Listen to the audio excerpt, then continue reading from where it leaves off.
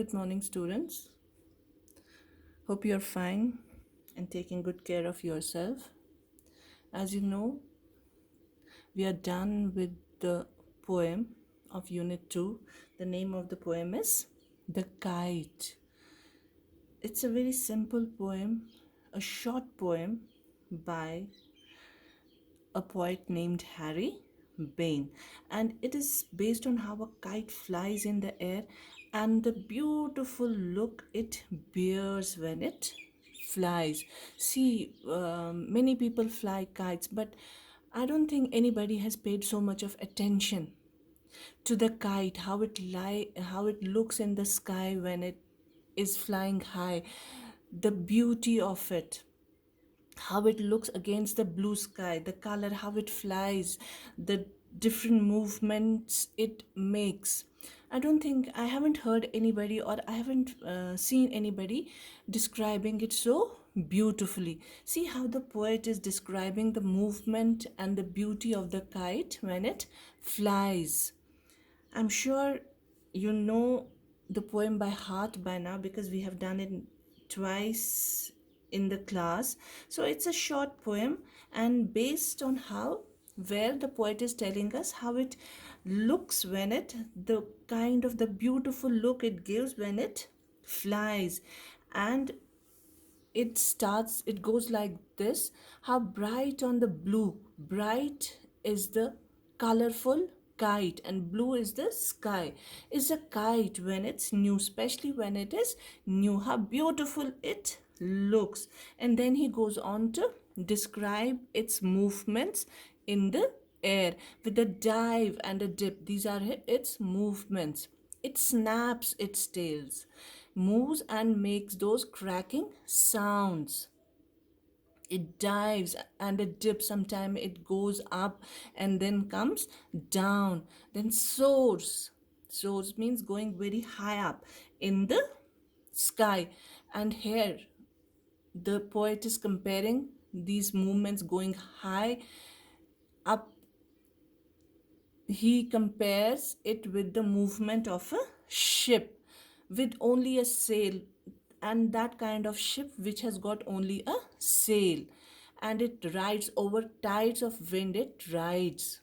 So he's comparing the movement of the kite with that of a ship, and which ship, which is moving on high tides. And similarly he says that the kite flies exactly like a ship. As the ship moves on tides, similarly the kite moves on the wind and climbs to the crest on the top, where where it can reach. Crest is the upper edge of a gust and pulls. Gust is strong wind, when sometimes we are flying a kite and a strong wind comes and takes it up and pulls. It tries to go out of our control. The gust of wind pulls it up in the air, then seems to rest. And when that air becomes a little slow, when that gust of wind is it stops, then the kite becomes comes at rest as the wind falls. When string goes slack, and with that when it stops going up, it becomes a little loose, and the string also becomes little loose. Slack is loose. You wind it back, you try to send it back up. I'm sure you know the movements when we fly a kite. We just, when the wind is slow, when the string becomes loose, we tend to move our hand in such a way as if we are pumping air into it. So that is what we wind it back. And we wind it back and run until a new breeze blows, and its wings fill and up it goes. And with that movement of your hands, the kite again up, goes up. How bright on the blue is a kite when it's new. So how beautiful a new kite looks when it is against the sky, but a raggeder thing. But when it goes up and gets stuck somewhere and uh, makes all its efforts to go high up in the air, and by the time it comes down, it has become so ragged as if it is an old torn cloth.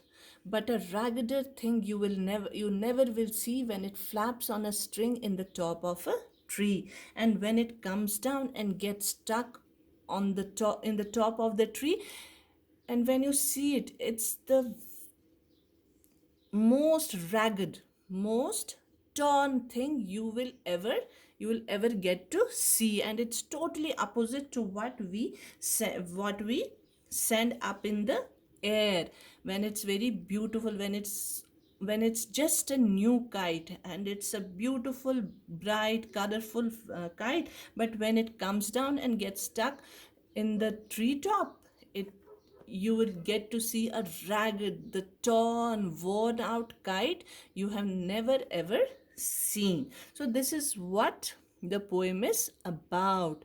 Now, let's look at the exercises. So, list out the action words in the poem. Like, like I earlier told you, that this poem is based on the beauty of the kite and the movement. So, those movement words it makes when it goes up in the air. So, here many words we can see are movement words, the verbs. So, which are those words? Some of them have been already given, like dive, dip, snaps. Then we have many more. Which are those? Let us see. Soars, goes up. Climbs, when string again goes slack. Up it goes. So these are some of the, when it flaps. So these are some of the movement words. Find the meanings of these words. Now you have to find the meanings of these words from the dictionary. What dive means, we have done some of these words. I've asked you in the when we were doing it in the class. So you write the meanings of these words, what these words mean. Now next is, so which are the words, action words in dive, dips, snaps, climbs, blows, soars, rides, and falls. These can be the words, action words. And what does dive, you have already written, like going up, making a dive, like when we go for a swim. What do? We jump and go down. So we dive and dip. Then snap means to make a cracking sound. Climb is another word which means to go up. Blows means to hit. Soars again means to go very high up. Rides means to sit on the back of something and control its movement, to mount or to mount something, to climb something. Falls means to drop down. Now read these lines from the poem. Then soars like a ship with only a sail. The movement of the tailless kite is compared to a ship with a sail. This is called a simile. We have already discussed it in the poem in the class. Can you suggest what or who the following actions may be compared to? So we can write, he runs like a cheetah. Cheetah is the fastest animal. He eats like a, you can give any example of any animal which eats a lot, or we can write, you can give example of the animal, or you can give example of a glutton. Glutton is a person who eats a lot, or he eats like a pig also, we can say.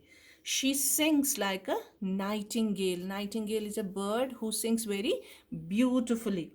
It shines like a star. Yes, we know it. And then it flies like a bird, or even we can say kite. Try to make a kite with your friends. Collect the things required, such as color paper, newspaper, thread, glue. This you can do yourself. Make a beautiful kite taking all these things, or if you don't have these many things, you can make any paper kite and stick it, make it colorful. You can color it yourself with crayons or pencil colors and paste it on your notebook. You don't have to find all these. I know markets are closed and all. You don't have to find all these things, then you'll bother your mom and ask her for these things. No need to use all these things. You can make a simple, if you have a colored paper at home, you can use things like these and then paste it on your notebook. So this is your activity work. Of course, I'll send you the PDF of the chapter with answers. So that was all in the poem. Now we have to do the next chapter from our supplementary book, A Pact with the Sun. Thank you, children.